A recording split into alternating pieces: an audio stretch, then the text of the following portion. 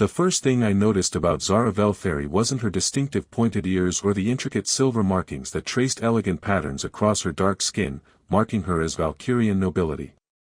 It wasn't even the way she held herself with the perfect posture of a trained warrior, despite sitting in the comfortable chair I'd chosen specifically to help patients relax.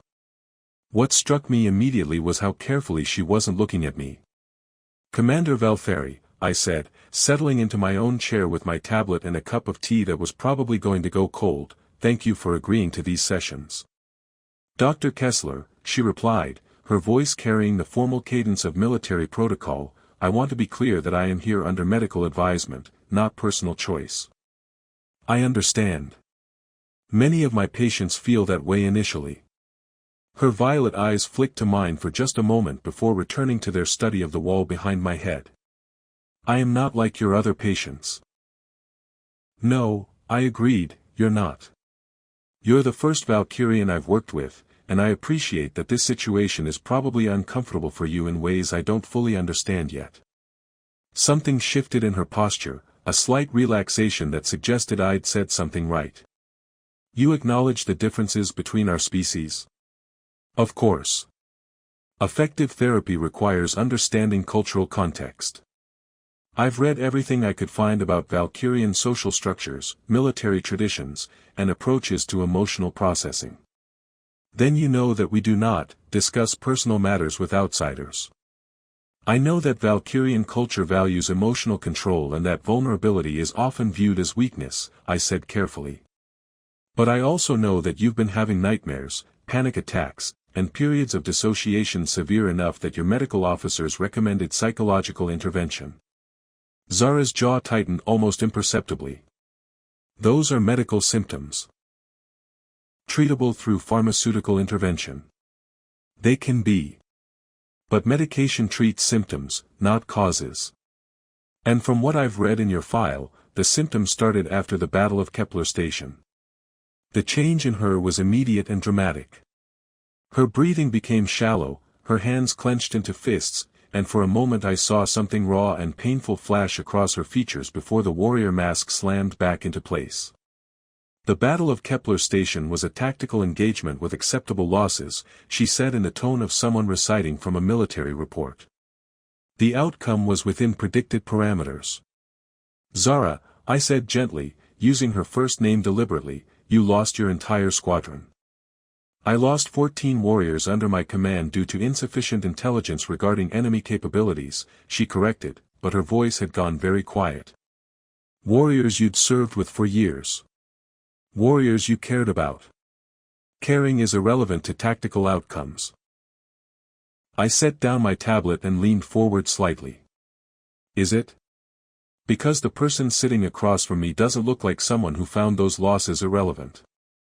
For the first time since she'd entered my office, Zara looked directly at me. Her violet eyes were fierce with something that might have been anger, but I recognized it as pain wearing a more acceptable mask. "Dr. Kessler, I did not request these sessions to discuss my emotional responses to combat losses. I requested them because I am experiencing physiological symptoms that interfere with my ability to perform my duties." "What duties are those, exactly?" The question seemed to surprise her. "My duties as a Valkyrian commander." "Zara, you're not on active duty. You're a refugee at a medical station light years from the nearest Valkyrian outpost." The silence that followed was so complete I could hear the hum of Nexus Station's life support systems and the distant sound of medical equipment in the adjacent therapy rooms. "I am temporarily displaced," she said finally. "When the tactical situation stabilizes, I will return to active service. The Valkyrian home system is under void occupation. The fleet is scattered across 3 sectors. According to the latest reports, there is no active Valkyrian command structure to return to. There will be." The quiet determination in her voice was heartbreaking. Here was a warrior clinging to the idea that her world, her people, her entire way of life could somehow be restored if she just maintained enough discipline and control. "Zara, what happens if there isn't? What happens if the Valkyrian Empire as you knew it is gone?" She stood up abruptly, moving to the observation window that looked out onto the vast starfield surrounding Nexus Station. Then I will have failed in my fundamental duty as a warrior. Which is to protect my people. To serve with honor. To place the needs of the Empire above my own. And that's what you were doing at Kepler Station. Placing the needs of the Empire above your own. Yes. So when you made the decision to engage the Void Fleet despite being outnumbered 3-1, you were following orders. Another long silence. I was following my judgment as a field commander. Your judgment that engaging was the right tactical choice. My judgment that someone had to buy time for the civilian evacuation ships.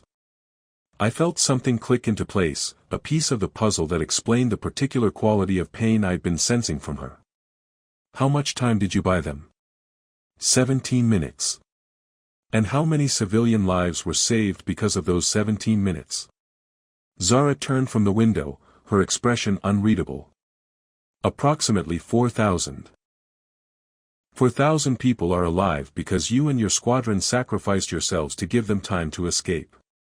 4,000 people are alive because 14 warriors died following my orders into an unwinnable battle.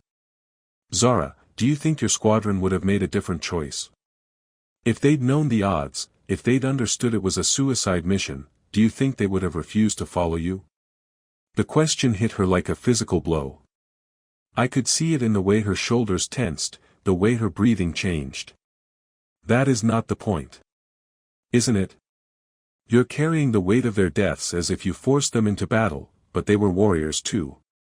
They made the same choice you did. They trusted me to make the right decision. And you did. You saved 4,000 lives. I killed 14 warriors. You led 14 warriors who chose to die protecting their people. There's a difference. Zara was quiet for several minutes, staring out at the stars. When she finally spoke, her voice was barely above a whisper. Don't shame me. The words hit me harder than I'd expected. Not because they were angry or defensive, but because they were so quietly desperate. Shame you for what? She turned back to face me, and for the first time I saw her without the warrior mask, without the cultural armor, without anything to hide behind except the raw honesty of someone who was drowning. For caring about them more than tactics dictated. For hesitating before I gave the order because I knew what it would cost them. For waking up every night reliving their deaths and wishing I could trade places with any one of them.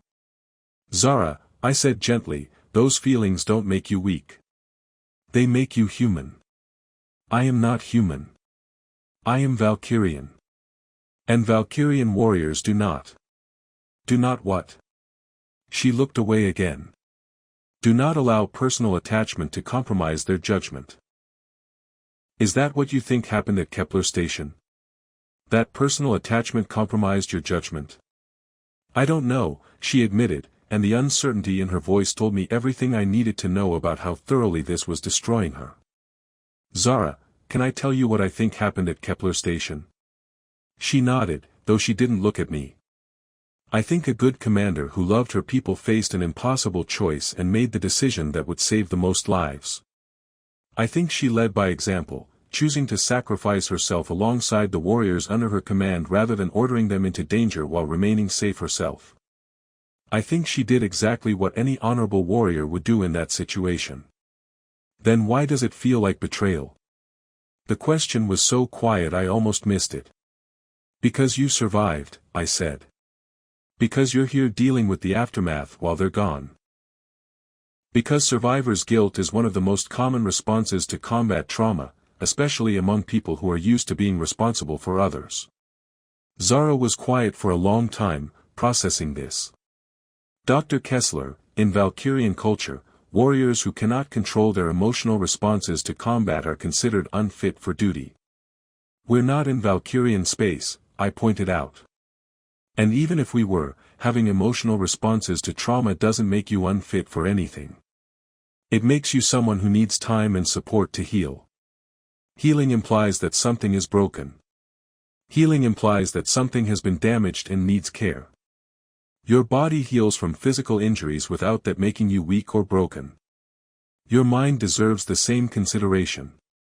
She looked at me again, studying my face as if trying to determine whether I was someone who could be trusted with the kind of vulnerability that healing would require. Dr. Kessler, if we continue these sessions, will you report my progress to the Valkyrian Military Command? There is no Valkyrian Military Command to report to, I said gently.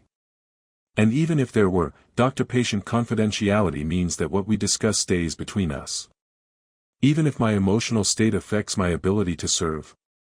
Especially then. Zara, you're not here as a soldier reporting to a superior officer. You're here as a person who has experienced something traumatic and needs support to process it. I have never been just a person, she said quietly. I have always been a warrior first. What if, for the duration of these sessions, you tried being a person first and a warrior second? The suggestion clearly terrified her. I don't know how to do that. That's okay, I said. We'll figure it out together. For the first time since she'd entered my office, Zara's expression showed something that might have been hope. Dar. Kessler, what if what we discover in these sessions proves that I am not fit to be a warrior? Then we'll discover that you're fit to be something else. Something that might be just as valuable. She was quiet for another moment, then nodded slowly. When is our next appointment? Tomorrow, same time, if that works for you. It works for me. As she prepared to leave, she paused at the door. Dr. Kessler, the 4,000 civilians who survived because of the time we bought them, do you know what happened to them? They made it to the refugee processing stations. Most have been relocated to safe worlds within Alliance territory. Good, she said simply. That helps. After she left, I sat in my office for a long time, thinking about the woman who had just walked out. Zara Velferi was carrying a burden that was destroying her from the inside, but she was also one of the strongest people I'd ever met. The challenge would be helping her understand that strength could include vulnerability, that courage could include the willingness to feel pain, and that healing was not an admission of weakness but an act of self-respect. Tomorrow, we would begin the real work of putting a warrior back together. Not into the same shape she'd been before, but into something new, something that could hold both her strength and her humanity without breaking under the weight of either one. I brought art supplies, I announced as Zara entered my office for our 5th session, gesturing to the table I'd set up with various drawing materials, clay, and what humans generously called finger paints. Zara stopped in the doorway, staring at the colorful array as if I'd laid out a collection of exotic weapons. Dr. Kessler, I believe there has been some mistake. I am here for psychological treatment, not recreational activities.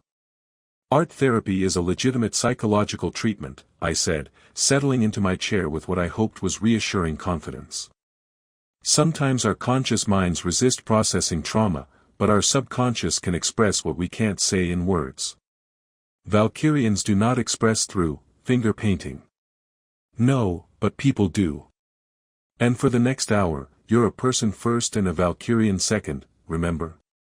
She entered the room reluctantly, eyeing the art supplies with the same wariness she might show a potential ambush. Dar. Kessler, I have no artistic training or ability. Perfect. Training and ability would just get in the way. In the way of what? Honesty. Zara took her usual seat, though she kept glancing at the art table as if it might suddenly attack her. I do not understand the connection between artistic expression and psychological healing. Think of it like this, I said, picking up a piece of paper and a charcoal stick.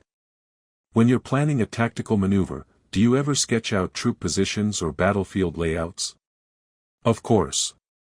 Visual representation aids in strategic analysis. This is similar, except we're mapping emotional landscapes instead of battlefields.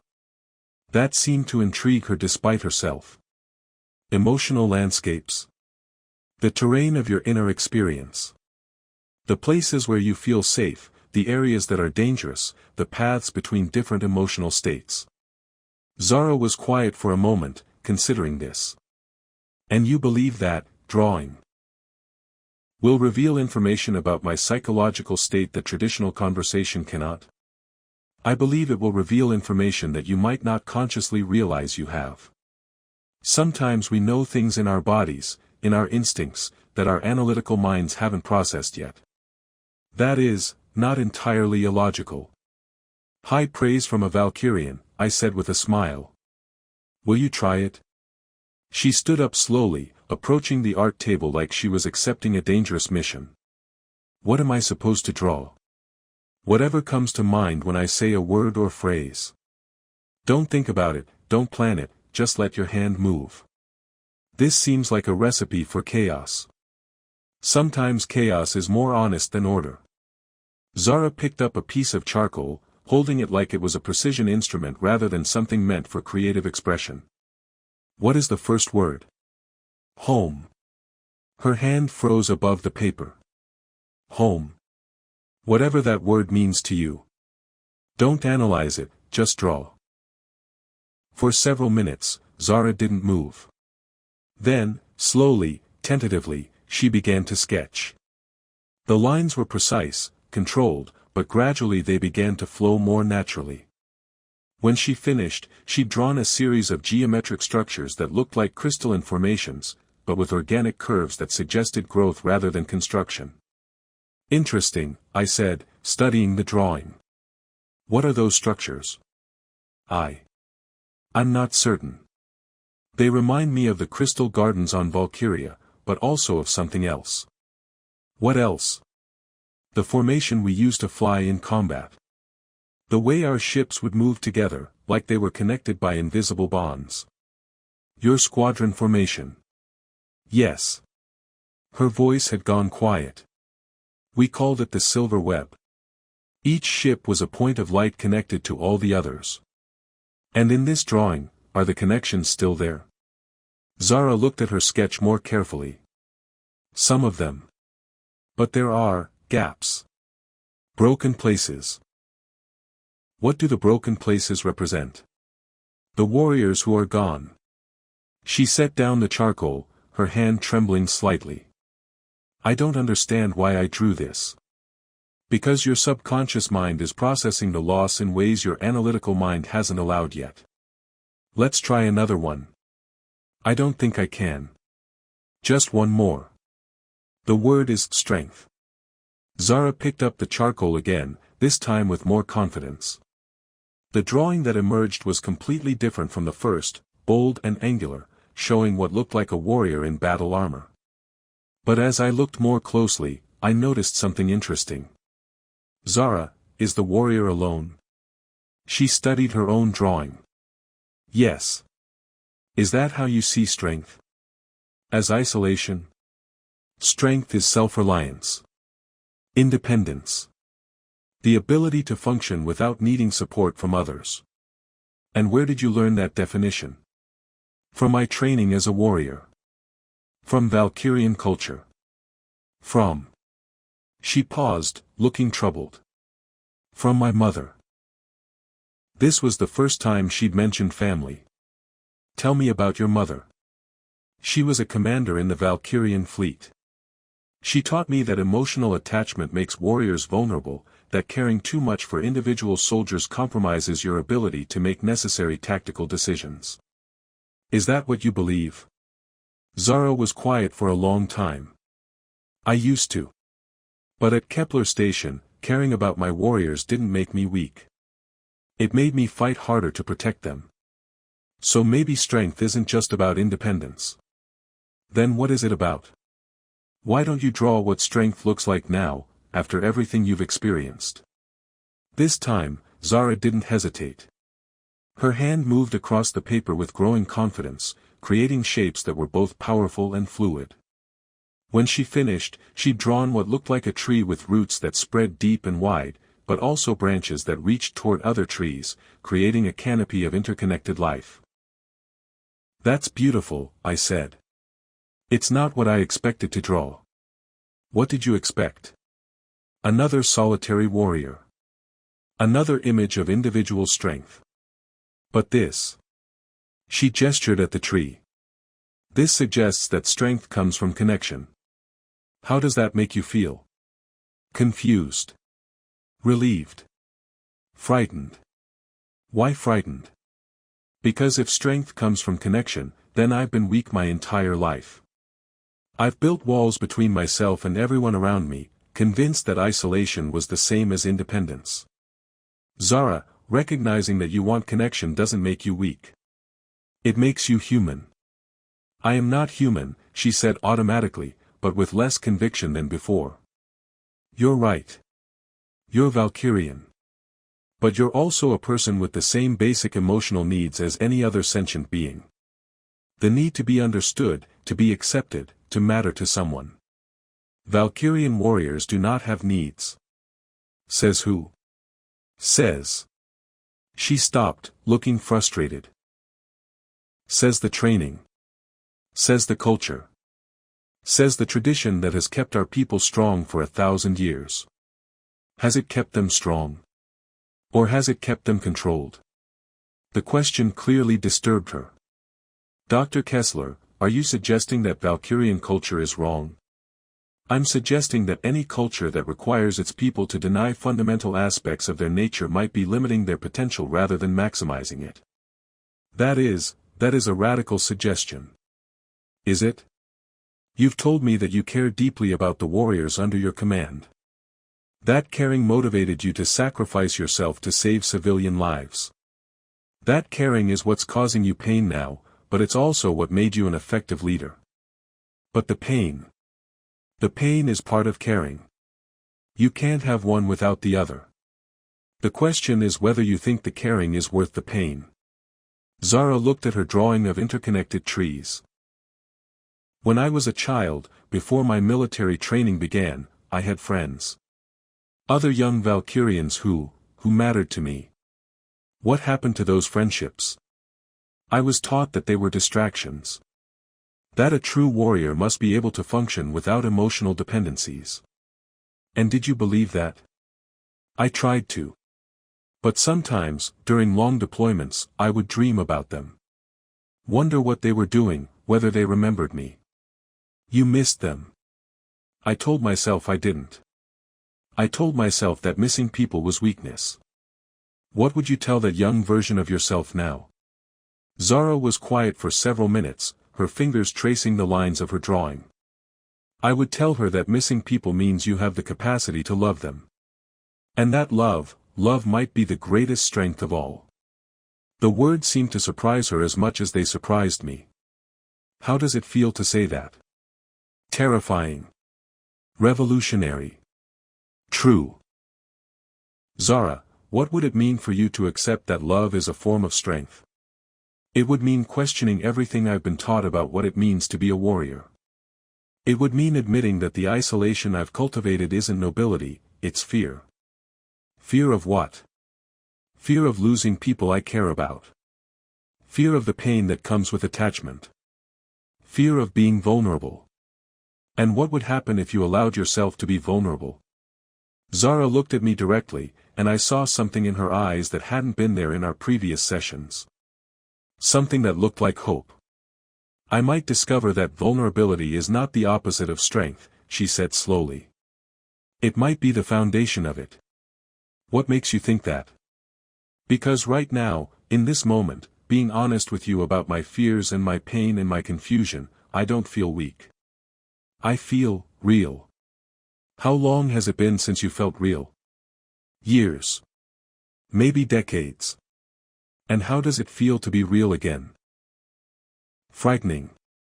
But also, liberating. As our session came to an end, Zara carefully gathered her drawings. Dr. Kessler, may I take these with me? Of course. They're yours. I want to study them. Try to understand what my subconscious mind was trying to tell me. What do you think it was saying? She looked at the image of interconnected trees one more time. I think it was saying that I've been alone long enough. That maybe it's time to try connection. Are you ready for that? No, she said honestly. But I think I'm ready to try being ready. After she left, I made notes about the session, but my mind kept returning to the look in her eyes when she talked about love as strength. Zara Velferi was beginning to question not just her trauma responses, but the entire cultural framework that had shaped her understanding of what it meant to be strong. Tomorrow, we would explore what it might look like to build strength on a foundation of connection rather than isolation. And I suspected that conversation was going to challenge both of us in ways we weren't prepared for. The crisis began at 0300 station time with an alarm that meant either hull breach or medical emergency. Given that we were in the middle of empty space treating war refugees, I was betting on medical emergency, but hoping for hull breach because those were easier to fix.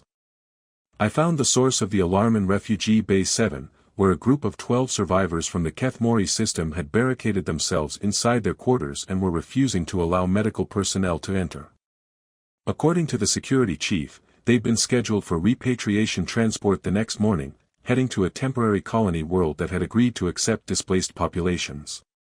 What exactly are they threatening? I asked, pulling my emergency medical coat over my sleep clothes. Self-harm rather than relocation, Chief Martinez replied grimly. They're saying they'd rather die here than be sent to another world where they don't belong. Have you tried talking to them? We've tried everything. Translators, cultural liaisons, their own community leaders. They won't respond to anyone. That's when I saw Zara approaching from the other end of the corridor, fully dressed despite the early hour, moving with the purposeful stride of someone who'd been awakened by the same alarm. Commander Velferi, Chief Martinez said with obvious relief, we could use your help here. These refugees are in crisis, and you have more experience dealing with war trauma than anyone else on this station. Zara looked at the sealed door of Bay 7, then at me. Dr. Kessler, what is your assessment of the situation? Panic response triggered by forced relocation, I said. They've already lost their homes, their communities, their entire way of life. Being told they have to move again, even to a safe place, feels like another loss of control. And they would rather die than experience another displacement. That's my guess. Zara nodded slowly. I understand their reasoning. You do. When everything that defines who you are has been taken away, sometimes the only control you have left is the choice of how you die. The quiet understanding in her voice told me she was speaking from personal experience. But you didn't make that choice, I pointed out. No. I chose therapy instead. She looked at me with something that might have been gratitude. Perhaps they can be convinced to make a similar choice. Commander, with respect, Chief Martinez interrupted, we need to resolve this situation quickly. The transport leaves in 6 hours, and if these refugees miss it, there won't be another opportunity for weeks. Chief Martinez, Zara said with the authority of someone used to being obeyed, what these people need is not to be rushed onto a transport. What they need is to feel that someone understands their situation and respects their right to have feelings about it. But the regulations clearly state that refugee relocation must proceed according to schedule. The regulations, Zara said coldly, do not account for the psychological reality of people who have lost everything. I watched this exchange with fascination. This was the first time I'd seen Zara exercise command authority since we'd begun our sessions, and it was impressive. But more than that, she was advocating for the kind of emotional understanding that went directly against her own cultural training. Commander, I said carefully, would you be willing to try talking to them? Not as a security officer, but as someone who understands what they're going through. Yes. But Dr. Kessler, I would like you to be present during the conversation. Why? Because you've taught me that sometimes the most important thing we can do for someone in crisis is simply witness their pain. I may need help remembering how to do that. Chief Martinez looked skeptical about this approach, but he overrode the door locks and allowed us to enter Bay 7. The scene inside was heartbreaking. 12 beings from a species I didn't recognize, humanoid but with distinctive blue-gray skin and silver eyes, huddled together in the center of the room like they were protecting each other from an invisible threat. My name is Zara Velferi, Zara said in a voice that was gentle but carried absolute confidence. I am a refugee, like you. I have lost my home, my people, my way of life. One of the Kethmori looked up, studying Zara's face. You are Valkyrian. I am. And 3 months ago, I watched my homeworld fall to the void. I watched my squadron die trying to protect civilians who were fleeing to places they had never seen, places that would never feel like home. Then you understand, said another voice from the group. You understand why we cannot go to another strange world and pretend to build new lives. I understand the temptation to choose death over displacement, Zara said. I understand feeling like you have nothing left to live for. But you chose to live. I chose to try living. There is a difference. She moved closer to the group, but slowly, respectfully. May I sit with you? They nodded, and Zara lowered herself to the floor, sitting cross-legged in a way that made her look less like a commander and more like just another person trying to make sense of loss. What I have learned, she said, is that home is not just a place. It is the connections we make with people who understand us, who accept us, who see us as we truly are. We had those connections on Kethmor, one of the refugees said bitterly. They died with our world. Some of them did. But you are still here, together. The connections between you survived. For now. But on this new world, we will be scattered. Assigned to different housing units, different work assignments. The connections will be broken again. I saw Zara process this information, understanding dawning in her expression. You're not just afraid of a new world. You're afraid of being separated from each other. We are all that remains of our community. If we are scattered, then Kethmor truly dies. Zara was quiet for a long moment, then looked at me. Dr. Kessler, is it possible to request that refugees be relocated as family units rather than individuals? It's possible, but it requires special documentation and approval processes that could take weeks. Then we request those processes. Zara, I said gently, the transport leaves in a few hours. Then the transport leaves without them. Chief Martinez started to protest, but Zara held up a hand. Chief, these people are not cargo to be shipped according to a schedule. They are survivors of genocide who have the right to make decisions about their own lives. But the regulations will be modified to account for the reality of what these people have experienced. Zara stood up, her voice taking on the tone of absolute command. I will personally speak with station administration to ensure that these refugees are treated as a family unit and relocated together to a world that can accommodate them as a community. And if administration refuses, asked one of the Kethmori. Then I will resign my position here and accompany you wherever you choose to go, because no one should face displacement alone.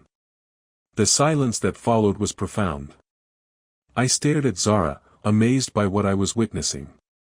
This was a woman who had been conditioned from childhood to prioritize duty over personal attachment, and she had just promised to abandon her position to support a group of strangers. Why would you do that for us? Asked the Kethmori who seemed to be their spokesperson. Because 3 months ago, I was sitting in a therapy office telling Dr. Kessler that I had lost everything that made me who I was.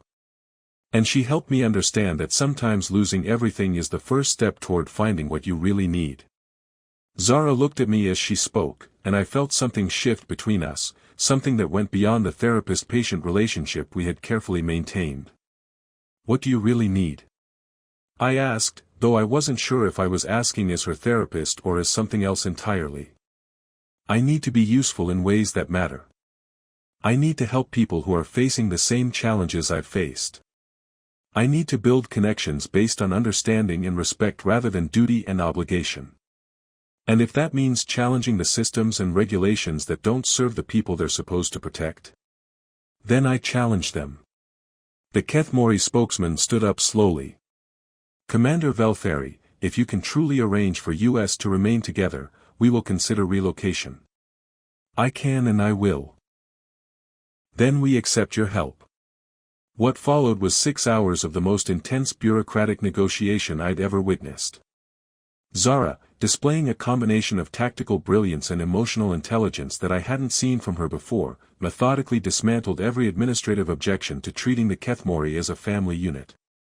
She cited refugee protection protocols, psychological research on community trauma, and cultural preservation guidelines that most of the administrators didn't even know existed.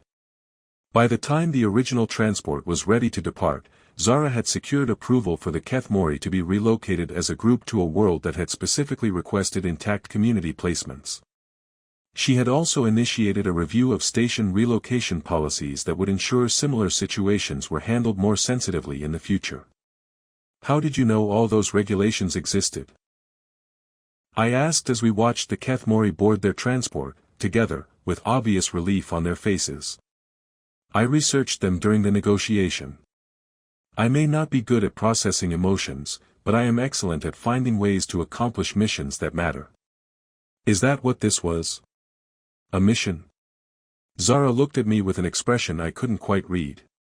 "Dr. Kessler, everything I have learned in our sessions about connection and vulnerability and the courage to care about people, this was my chance to put that learning into practice. And how does it feel to have succeeded?" "It feels like the first time in my life that I've used my skills as a warrior to build something instead of destroying it." We stood together in comfortable silence, watching the transport disappear into hyperspace, carrying refugees who would remain a community instead of becoming scattered individuals. "Zara," I said finally, "what you did today was remarkable. What we did today was remarkable. I could not have understood what those people needed without the emotional tools you've been teaching me." So this was a collaboration. This was partnership. The word hung between us, carrying implications that went far beyond professional cooperation. "Is that what we are?" I asked. "Partners?" Zara turned to face me fully, her violet eyes intense with something that looked like determination mixed with vulnerability. "Dr. Kessler, Aria," she said, using my first name for the first time, "I would like us to be partners. Not just in therapy, not just in crisis intervention, but in building the kind of connections I've been too afraid to allow myself. Even though that would mean violating every principle about emotional detachment that you were raised with. Especially because of that. Because I've spent my entire life believing that caring about people made me weak, and today I discovered that caring about people made me stronger than I've ever been." I looked at this remarkable woman who had just revolutionized refugee policy through the simple act of treating traumatized people like human beings deserving of respect and dignity. "Zara, are you asking me to move beyond a therapeutic relationship? I am asking you to help me learn how to build the kind of connection that isn't based on power dynamics or professional obligation, but on genuine mutual respect and affection. That's a very human concept. Then perhaps it's time I embraced my human side." "You don't have a human side. You have a person side that transcends species boundaries. Will you help me explore that side?" I thought about all the ethical guidelines regarding therapist-patient relationships, all the professional boundaries that existed for good reasons, all the potential complications that could arise from mixing personal and professional connections. Then I thought about the woman who had just spent 6 hours fighting for the rights of traumatized refugees, who had challenged an entire bureaucratic system because she believed that people deserved to be treated with dignity, who had chosen vulnerability over emotional safety because she understood that real strength came from connection. "Yes," I said. "But we do this carefully, honestly, and with complete respect for the fact that we're both still learning what healthy connection looks like." "Agreed. And we continue the therapy, because the work we're doing there is too important to abandon." "Agreed. And if at any point this becomes harmful to either of us, we reassess." "Agreed." Zara smiled, and it was the first completely unguarded expression I had seen from her. "Aria, what do we do now?" "Now we take it one day at a time and see what we can build together." As we walked back toward the residential section of the station, I reflected on everything that had changed in the past few hours. Zara had discovered that her therapeutic breakthrough could be applied to real-world situations, while I had discovered that the most rewarding work I'd ever done involved not just treating trauma, but partnering with someone to create something new and meaningful. Tomorrow would bring new challenges, new refugees, new opportunities to test whether our emerging partnership could survive the complexities of real life. But tonight, for the first time in months, both of us would sleep knowing that we weren't facing those challenges alone.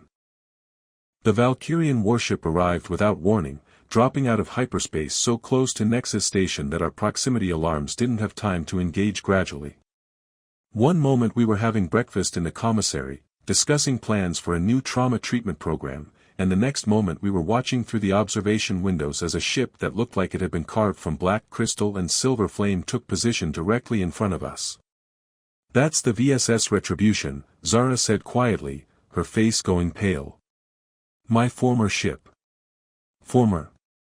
"The ship I served on before my squadron was assigned to independent patrol duties. Before Kepler Station." I could see the tension building in her shoulders, the return of the rigid posture that had characterized our early sessions. "Zara, are you all right?" "No. Because if the Retribution is here, it means Commander Lyessa Valkyrie is here. And if Lyessa is here, it means the Valkyrian Military Command has decided to collect their refugees. Is that necessarily a bad thing?" Zara turned from the window, her expression grim. "Arya, you don't understand. Lyessa is not just any commander. She was my second-in-command, my closest friend, and the most rigid adherent to Valkyrian military doctrine I have ever known. If she sees what I've become, what I've allowed myself to become through these therapy sessions. What you've allowed yourself to become.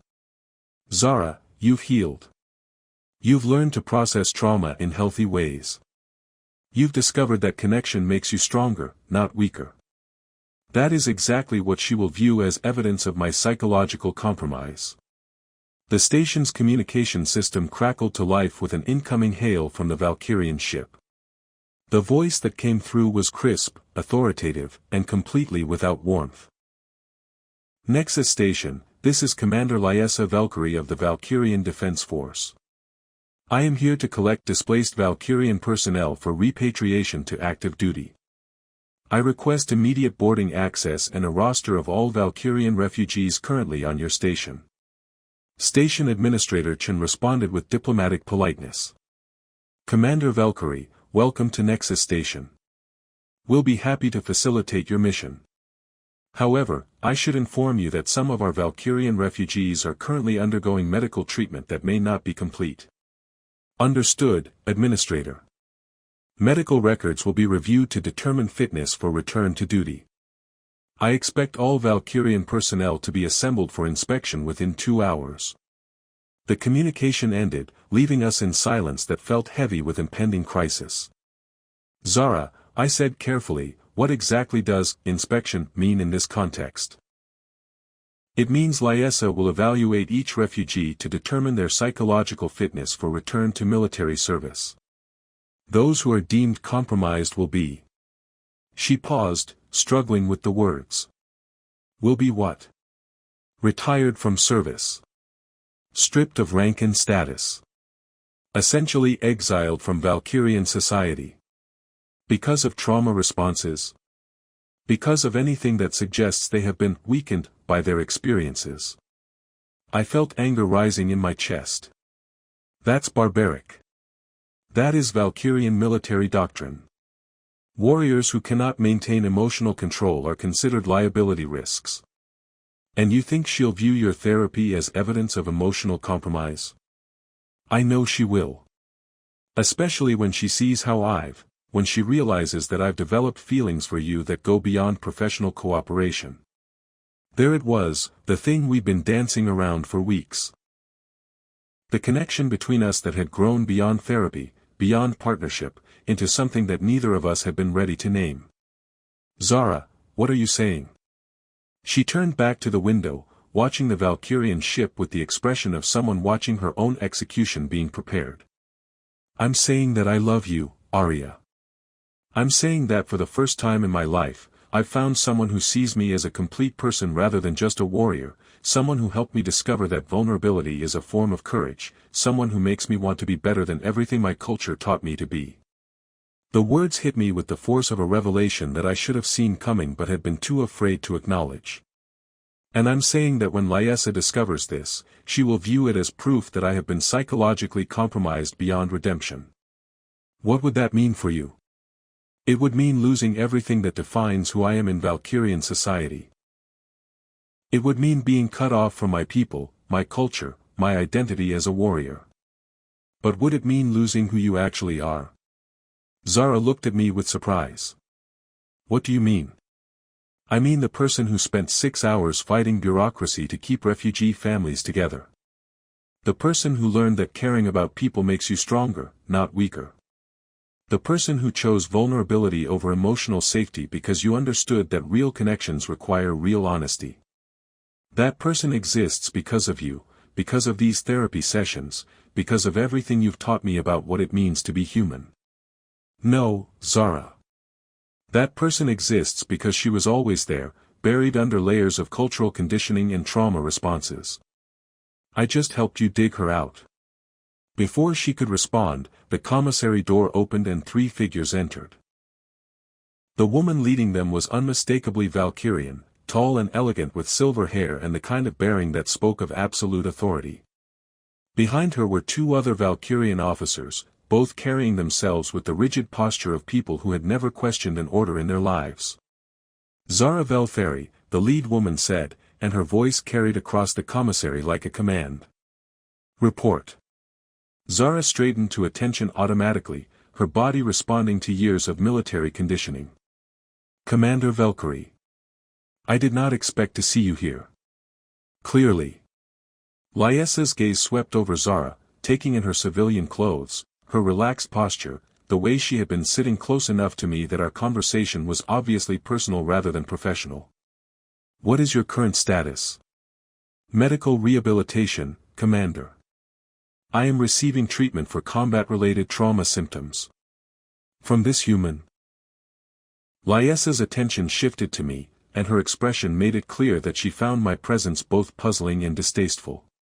Dr. Aria Kessler is a qualified psychological therapist specializing in interspecies trauma treatment, Zara said carefully. And how long have you been receiving this treatment? 3 months, Commander. 3 months. Lyesa repeated the words as if they represented a moral failing. Zara, you were one of our most promising commanders. A warrior of exceptional capability and judgment. What could possibly require 3 months of psychological intervention? I could see Zara struggling with how to answer, caught between honesty and the need to protect herself from judgment. Commander Valkyrie, I said, stepping forward, perhaps I could explain the treatment protocols we've been using. Post-combat stress responses are complex, and effective therapy requires time to process traumatic experiences. Lyesa's gaze shifted to me with the kind of attention that made me understand why Valkyrian warriors were so feared in combat. Dr. Kessler, you will forgive my bluntness, but human psychological approaches are not appropriate for Valkyrian personnel. Our species processes emotional experience differently. Actually, trauma responses are remarkably consistent across all sentient species, I replied. The symptoms may manifest differently, but the underlying neurological and psychological mechanisms are essentially universal. Are they? Lyesa turned back to Zara. Tell me, Commander Velferi, what have you learned from this human's therapeutic interventions? I could see Zara weighing her options, calculating whether honesty or deflection would better serve her in this moment. I have learned that the loss of my squadron at Kepler Station created psychological symptoms that were interfering with my ability to function effectively, she said carefully. And these symptoms have been resolved? They have been addressed. Addressed how? The question hung in the air like a trap waiting to be sprung. I could see Zara realize that any honest answer would reveal the extent to which she had changed, had grown beyond the rigid emotional control that Valkyrian culture demanded.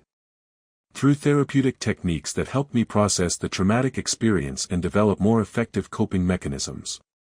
Such as? Zara looked at me, and in that look I saw her making a choice that would determine not just her own future, but the future of our relationship and possibly the future of how trauma-affected Valkyrians would be treated. Such as learning that emotional responses to combat losses are not signs of weakness, but natural reactions to caring about the people under your command, she said quietly. Such as understanding that vulnerability can be a form of strength when it allows you to connect with others who have experienced similar challenges. Such as discovering that asking for help is not an admission of failure, but an act of wisdom. The silence that followed was profound. Liesa stared at Zara as if she were looking at a stranger. Zara Velferi, she said finally, you are describing emotional dependency, psychological vulnerability, and therapeutic reliance. These are the antitheses of everything that defines Valkyrian warrior excellence. Are they? Zara asked, and I heard something in her voice that I hadn't heard before, a quiet confidence that came from knowing exactly who she was and what she believed. Or are they the foundation of a different kind of strength? There is only one kind of strength that matters for a warrior. The strength to function independently, without emotional entanglements that compromise judgment or tactical effectiveness. Liesa, Zara said, using her commander's first name for the first time, what if that understanding of strength is what's been compromising our effectiveness all along? Explain. At Kepler Station, I made the decision to engage the Void Fleet not because I was emotionally detached, but because I cared deeply about the people I was protecting. My tactical effectiveness came from connection, not isolation. Your tactical effectiveness at Kepler Station resulted in the loss of your entire squadron. My tactical effectiveness at Kepler Station resulted in the evacuation of 4,000 civilians who are alive today because my squadron chose to sacrifice themselves for people they cared about. Liesa was quiet for a long moment, processing this perspective. Zara, even if I accepted your analysis of that engagement, the fact remains that you have developed emotional attachments that would interfere with future command decisions. What attachments? Your attachment to this human therapist, for one. I felt my heart rate spike as the conversation moved into territory that could destroy everything Zara had worked toward. Dr. Kessler has helped me become a more effective leader by teaching me to understand and process emotional responses rather than suppress them, Zara said carefully. Has she helped you become more effective? Or has she made you dependent on therapeutic support and emotional validation? She has helped me discover capabilities I never knew I possessed. Such as? Zara looked at me again, and this time her expression was one of complete certainty. Such as the ability to build genuine connections with people based on mutual respect and understanding. Such as the courage to challenge systems and policies that don't serve the people they're supposed to protect. Such as the strength to admit when I'm wrong, ask for help when I need it, and prioritize the well-being of others over my own fear of being judged. Zara, Liesa said sadly, you're describing the psychological profile of someone who has been fundamentally altered by prolonged therapeutic intervention. This is not the warrior I once knew. You're right, Zara said, standing up straighter. This is not the warrior you once knew. This is someone better. Better? You have abandoned the emotional discipline that made you an exceptional commander. You have developed dependency relationships that would compromise your judgment in combat situations. You have embraced psychological vulnerability as a virtue rather than recognizing it as a weakness to be overcome. And in doing so, I have learned to build connections that make me stronger, not weaker. I have discovered that caring about people motivates me to fight harder for them, not less effectively. I have found that asking for help when I need it allows me to accomplish more than I ever could alone. At what cost? At the cost of isolation, fear, and the kind of rigid emotional control that prevented me from being fully effective as both a warrior and a leader. Liesa shook her head. Zara, you have been psychologically compromised. I cannot recommend your return to active duty. Good, Zara said, and her voice carried absolute conviction. Because I don't want to return to a version of active duty that requires me to abandon everything I've learned about what it means to be strong, effective, and useful. Then you are choosing exile from Valkyrian society. I am choosing to build something better than Valkyrian society as currently structured. I stared at Zara, amazed by her courage and terrified by the implications of what she was saying. Commander Valkyrie, I said, before you finalize any decisions about Zara's fitness for duty, would you be willing to observe the results of her therapeutic progress? What do you mean? I mean, look at what she's accomplished here at Nexus Station. Look at the refugee assistance programs she's developed, the policy changes she's initiated, the trauma treatment protocols she's helped design. Judge her effectiveness by her results, not by her methods. Lyessa considered this for a moment. Very well. Show me what you believe demonstrates her continued effectiveness. What followed was the most intense 3 hours of my professional life. Zara and I walked Lyessa through every aspect of our work together, from individual therapy sessions to crisis intervention to policy development. We showed her the files of trauma victims who had recovered under Zara's guidance, the testimonials from refugees who had been helped by programs Zara had designed, the measurable improvements in station mental health outcomes since Zara had begun applying her therapeutic insights to community support systems. This is impressive work, Lyessa admitted as we finished our presentation. But it does not address the fundamental question of whether Commander Velferi remains fit for military command. Then let me address that question directly, Zara said. Lyessa, I am more fit for command now than I have ever been. I am more capable of making decisions that protect the people under my authority, more able to inspire loyalty and trust, more effective at accomplishing missions that actually matter. Based on what evidence? Based on the evidence that everything I've accomplished in the past 3 months has required the same skills that make an effective military commander: strategic thinking, tactical planning, the ability to motivate people to work toward common goals, the willingness to take responsibility for outcomes. But you've accomplished these things while embracing emotional vulnerability and therapeutic dependence. I've accomplished these things because I embraced emotional honesty and collaborative support. Lyessa was quiet for several minutes, clearly struggling with concepts that challenged everything she had been trained to believe. Zara, she said finally, even if I accepted that your therapeutic transformation has made you more effective in civilian applications, military command requires the ability to make decisions that result in the deaths of people you care about. Could you do that now, with your enhanced emotional connections? Yes, Zara said without hesitation. But I would make those decisions more carefully, with greater consideration for all available alternatives, and with complete honesty about the emotional cost of command decisions. That emotional cost could compromise your judgment. That emotional cost could improve my judgment by ensuring that I never treat human lives as acceptable losses unless there are truly no other options. I watched this conversation with fascination and growing hope. Lyessa was not dismissing Zara's arguments out of hand, she was engaging with them, challenging them, trying to understand them. Commander Valkyrie, I said, what if the Valkyrian military's approach to emotional control isn't protecting your people, but limiting their potential? Explain.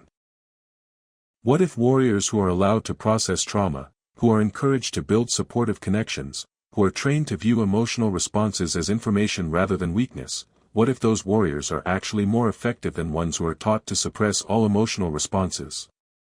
That is a radical suggestion, Dr. Kessler. It's also a testable hypothesis. Let Zara return to duty with a new kind of assignment. Give her command of a unit that includes warriors who have been affected by trauma, and let her apply the techniques she's learned here. Judge the results based on mission effectiveness, unit cohesion, and long-term psychological resilience. Lyessa looked at Zara with new interest. Would you be willing to accept such an assignment?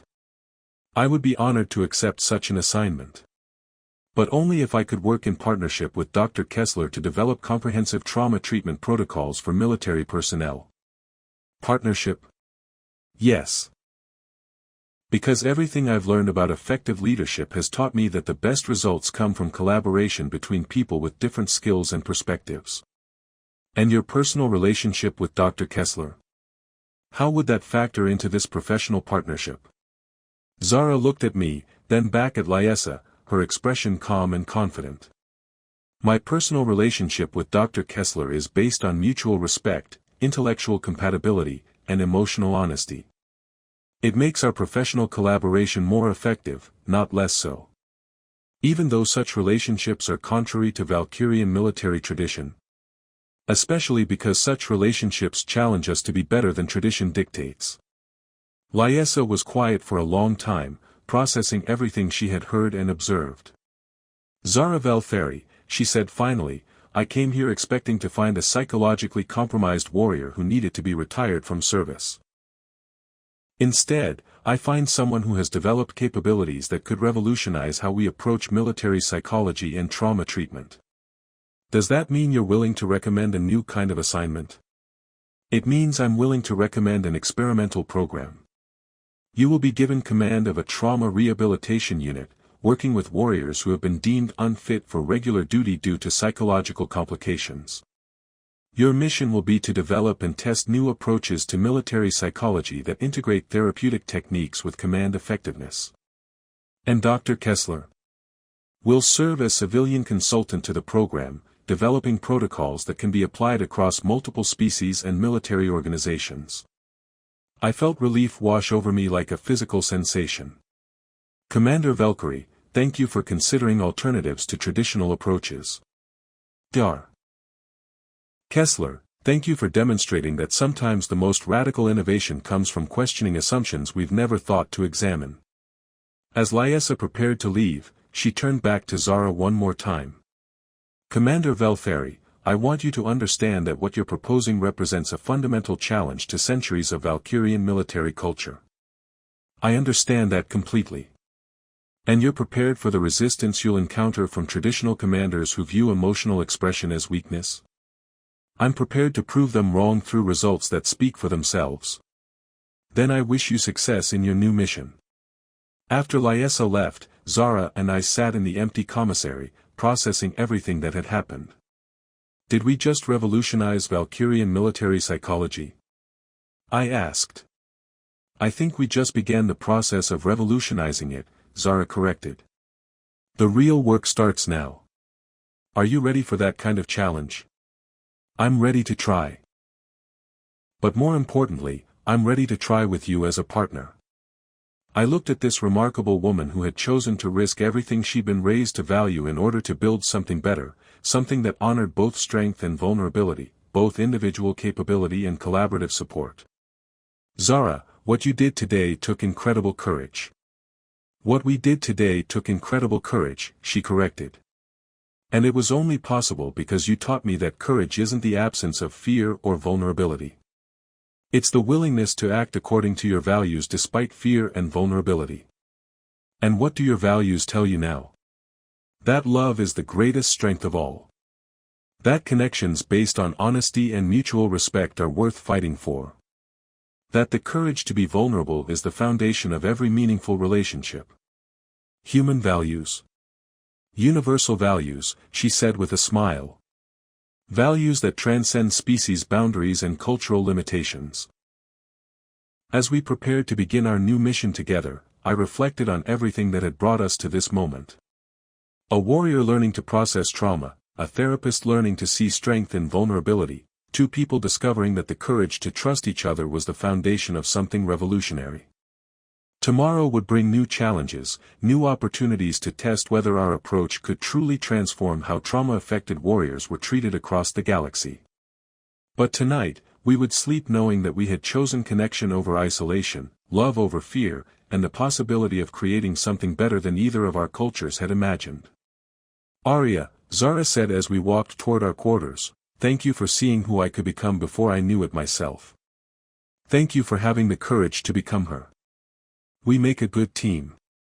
We make an extraordinary team. And as the stars wheeled overhead, carrying us toward whatever future we would build together, I knew that she was right.